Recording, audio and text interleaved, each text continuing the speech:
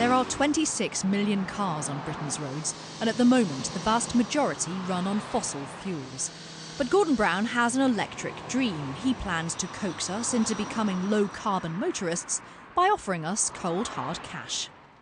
At the centre of today's low-carbon car strategy is the offer of between £2,000 and £5,000 per motorist towards the cost of a new electric or hybrid vehicle. And when you consider that the average electric car costs up to £12,000 and that the cars can only go from on average 40 up to 70 miles before needing a recharge, that incentive may be needed. The strategy also includes plans to provide £20 million for charging points and infrastructure, and the government's also planning a network of electric car cities throughout the UK.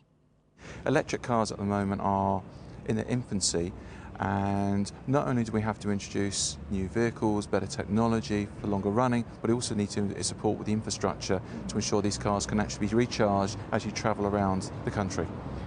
The government's ultimate aim in London and in other cities is to have car chargers on most streets, like they're planning in Reykjavik in Iceland.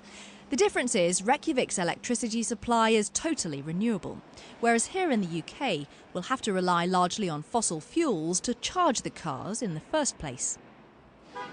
This latest announcement follows multi-million-pound government grants to Nissan and Jaguar Land Rover to encourage green technology development.